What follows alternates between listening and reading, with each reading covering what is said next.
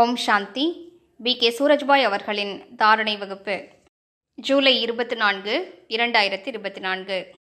இந்த உலகில் சுற்றுச்சூழலின் மாசு அதிகரித்து கொண்டே செல்கிறது. அதனை குறைப்பதற்கு உலக நாடுகள் எவ்வளவுதான் முயற்சி செய்தாலும் அது நாளுக்கு நாள் அதிகரித்து கொண்டுதான் இருக்கிறது. காற்று, தண்ணீர் அனைத்தும் மாசடைந்திருக்கின்றன. தானியங்கள், காய்கள், கனிகள், உணவு வகைகள் என்று அனைத்துமே மாசடைந்திருக்கின்றன. ஆனால் இவை அனைத்தையும் விட மிகப்பெரிய பிரச்சனை என்னவென்றால் அது மனமாசை ஆகும். இவ்வுலகில் அதிகரித்து கொண்டிருக்கக்கூடிய மன நோய்கள், மன அழுத்தம் ஆகியவை, இங்கே அதிகரித்து கொண்டிருக்கக்கூடிய பயம், மனதின் பலவீனங்கள், தற்கொலை செய்து கொள்ளக்கூடிய மனப்பான்மை, உறவுகளுக்குள் இருக்கும் சீர்கேடு, இவை அனைத்துமே தனது எல்லையை நோக்கி சென்று கொண்டிருக்கின்றன. இவ்வுலகில் பலரும் மன ரீதியாக பாதிக்கப்பட்டிருக்கிறார்கள். மிக குறைந்தவர்களே சுகம் நிறைந்தவர்களாக இருக்கிறார்கள். மனிதர்களிடம் சகித்து கொள்ளும் சக்தி மிக குறைவாக இருக்கிறது. உள்ளடக்கக்கூடிய சக்தியோ இல்லவே இல்லை என்று கூறலாம். பிரச்சனைகளை எதிர்கொள்வதற்கான சக்தியும் மிக குறைந்து விட்டது. மனிதர்கள் விரைவாகவே பதற்றமடைகிறார்கள், மன அழுத்தத்திற்கு ஆளாகிறார்கள், கலக்கமடைகிறார்கள். அதனால் சுயம் பகவான் நமக்கு உயர்ந்த காரியத்தை கொடுத்திருக்கிறார். மாஸ்டர் சர்வசக்திவான் குழந்தைகளே, இவ்வுலகில் சக்தி வாய்ந்த அதிர்வலைகளை பரவச் செய்யுங்கள். சக்திகளின் அதிர்வலைகளை பரப்புங்கள். வாயுமண்டலத்தை சக்தி வாய்ந்ததாக ஆக்குங்கள். அதன் மூலம் இந்த உலகில் பரவி கொண்டிருக்கும் மன மாசு கட்டுக்குள் வரட்டும்.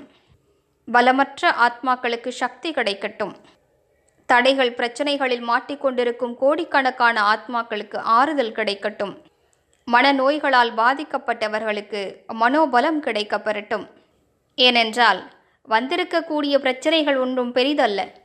ஆனால் மனிதர்கள் அதனை தன் மனதின் வீணான சிந்தனைகளால் பெரிதுபடுத்தி விடுகிறார்கள். மனதின் மீது அழுத்தம் ஏற்படுகிறது, மனநோய்கள் வந்து விடுகின்றன, பலமற்றவர்களாக ஆகிவிடுகிறார்கள். மனிதர்களின் மனமும் பாதிக்கப்பட்டு பலவீனமாகிவிட்டது. மேலும் அவர்களது புத்தியின் லெவல் கீழாகிவிட்டது, பலவீனமாகிவிட்டது. இளைஞர்கள் சின்ன சின்ன விஷயங்களுக்கெல்லாம் தற்கொலை முடிவுக்கு சென்று விடுகிறார்கள். இறந்து விட்டால் துக்கங்களிலிருந்து விடுபட்டு விடலாம் என்று நினைக்கிறார்கள். ஆனால் இது மிகப்பெரிய முட்டாள்தனமாகும். இன்னுமே 1000 மடங்கு துக்கத்தில் ஆத்மா மாற்றிக்கொள்கிறது. இந்த விஷயத்தினை நாம் அனைத்து ஆத்மாக்களுக்கும், முக்கியமாக இளைய சமுதாயத்திற்கு புரிய வைக்க வேண்டும். தற்கொலை செய்வது மகா பாவமாகும். அதன் மூலம் துக்கங்கள் முடிவடைவதில்லை, மாறாக 1000 மடங்கு அதிகரித்து விடுகின்றன. எனவே இந்த தவறான முடிவை யாரும் எடுக்கக்கூடாது. இல்லை என்றால் எத்தனை காலம் தண்டனைகளின் உலகில், பச்சாதாபத்தின் உலகில் மாட்டிக்கொள்ள வேண்டியிருக்கும் என்று சொல்ல முடியாது.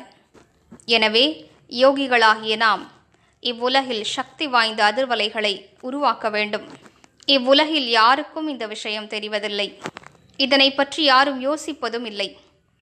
ஒரு உயர்ந்த யோகிதான் இவ்வுலகிற்கு சக்திகளை தானமாக வழங்க முடியும். பிறருக்கு திருஷ்டி கொடுத்து சக்தி வாய்ந்த அதிர்வலைகளை பரவச் செய்து சக்தி வாய்ந்தவராக ஆக்க முடியும். யாரால் செய்ய முடியுமோ அவர்கள் இந்த காரியத்தினை அவசியம் செய்ய வேண்டும். மற்ற யாராலும் இதனை செய்ய முடியாது.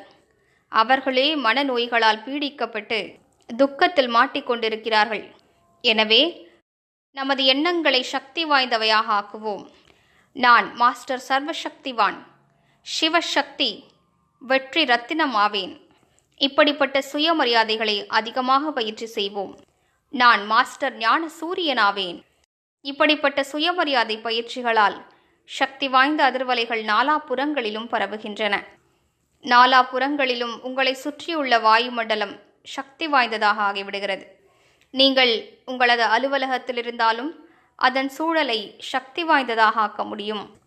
மேலும் ராஜயோகிகள் செய்ய வேண்டிய முக்கியமான காரியம், உலக உருண்டையின் மீது தன்னைத்தான் நிலைக்கச் செய்து, நான் இந்த உலகின் பூர்வீகமான ஆத்மா என்ற சுயமரியாதையில் நிலைத்திருந்து சர்வசக்திவானுடைய குடைநிழலை தலை மீது அனுபவம் செய்து அவரிடமிருந்து கிரணங்களை கிரகித்து கொண்டு உலகில் நாலாபுறங்களிலும் சக்தி வாய்ந்த அதிர்வலைகளை பரவச் செய்ய வேண்டும். இந்த பயிற்சியினை சிறிது நேரம் செய்தாலும் அந்த சூழலே சக்தி வாய்ந்ததாக ஆகிவிடுகிறது. இந்த பயிற்சியினை உங்களது வீடுகளிலும் செய்யுங்கள், அலுவலகங்களிலும் செய்யுங்கள். இதன் மூலம் பிற ஆத்மாக்களுக்கு மிகுந்த பலம் கிடைக்கும். ஓம் சாந்தி.